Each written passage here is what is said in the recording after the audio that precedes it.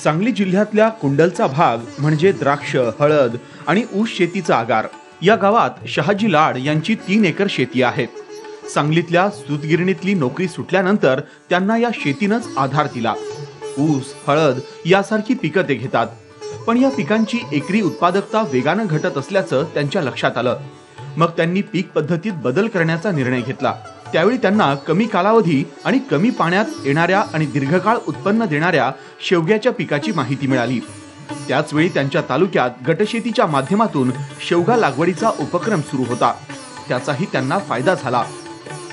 आम्हाला हे एक लेख वाचण्यात आला आणि त्या लेखद्वारे आम्ही त्या जिथून ज्याचा लेख होता त्या ठिकाणी जाऊन आम्ही त्यांच्याकडून पूर्ण माहिती मिळवून हा वास्तविक पैसे देणारं पीक असं आम्हाला वाटल्यानंतर आम्ही शेवग्याची ॲड वाचल्यानंतर आम्ही माहिती घेऊन तिथून आलो आणि ते बियाणं आम्हाला ओडिसी कोईमुत्तूर या जातीचं असल्याचं कळलं आणि त्यांचं उत्पादन, त्यांचा प्लॉट सर्व काही माहिती घेऊन तिथून आलो आणि त्याची लागण आम्ही केली। त्यांच्याकडील शेती मुरमाड असल्यानं ती जमीन शेवगा लागवडीसाठी अतिशय योग्य आहे। शेवगा लागवडीपूर्वी त्यांनी त्याची संपूर्ण माहिती घेतली। सातारा जिल्ह्यातल्या एका शेतकऱ्याच्या शेवगा बागेची पाहणी देखील त्यांनी केली। त्यानंतर कृषी अधिकाऱ्यांच्या मार्गदर्शनाखाली त्यांनी शेवगा लागवडीला सुरुवात केली। या कामात त्यांना पत्नी आणि मुलगा वैभव यांची मोलाची साथ मिळाली। लाडांनी वास्तव्यासाठी शेतातच घर बांधलंय। त्या परिसरातील शेतकऱ्यांनी एकत्र येऊन गट स्थापन केला।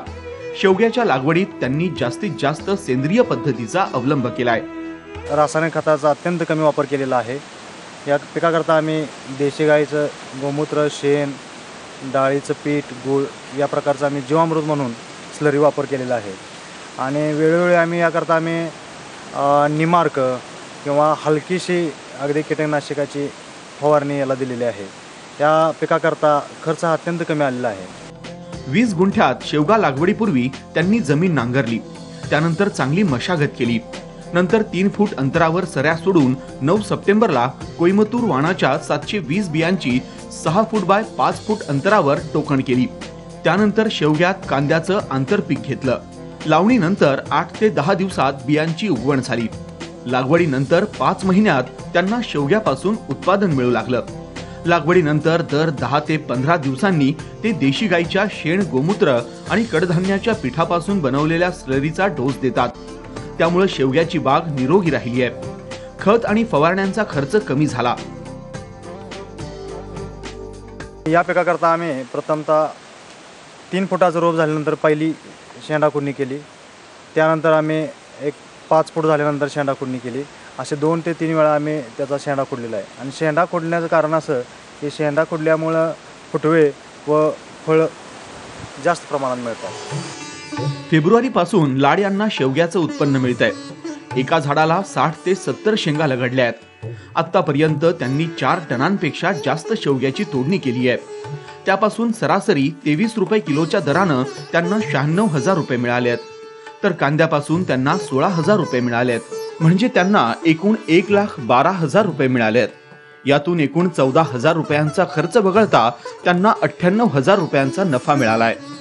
मिळालेला आम्हाला जे शेवगा आहे तो आम्ही स्थानिक बाजारपेठेमध्ये इस्लामपूर, कराड, विटा या मार्केटमध्ये आम्ही होलसेल दराने पाठवतो। त्याचबरोबर स्थानिक व्यापारी किंवा स्थानिक लोकल मार्केट यामध्ये सुद्धा आम्ही पाठवणी केलेली आहे। शेंगांची काढणी करून त्या जिल्ह्यातल्या स्थानिक बाजारात त्या विकल्या जातात। गटशेतीमुळे त्यांच्या शेवगा लागवडीच्या प्रयोगाला चालना मिळाली आहे।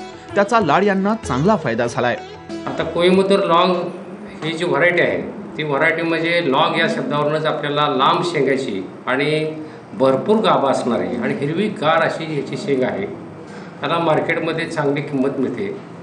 अशा प्रकारच्या या वाणामध्ये आपण प्रसार केलेला आहे आणि सध्या शेतकऱ्यांमध्ये चांगल्या उत्पादनाची पातळी त्याच्यामध्ये निर्माण झालेली आहे। शहाजी आणि वैभव लाड या पितापुत्रांनी एकत्रितपणे सेंद्रिय शेवगा लागवड यशस्वी केली आहे। आज शेवग्याच्या रूपानं त्यांना अवघ्या 4 ते 5 महिन्यात लाख रुपयांचा नफा देणारं पीक मिळालंय। तसंच हळद आणि ऊसापेक्षा त्यांना शेवग्यानं जास्त नफा मिळवून दिलाय। ही किमया अतिशय कमी पाण्यात साधली आहे। त्यामुळे हलकी जमीन आणि कमी क्षेत्र असणाऱ्या शेतकऱ्यांना लाडांची शेवगा लागवड प्रेरणादायी ठरणार आहे। विजय पाटील, साम मराठी, सांगली.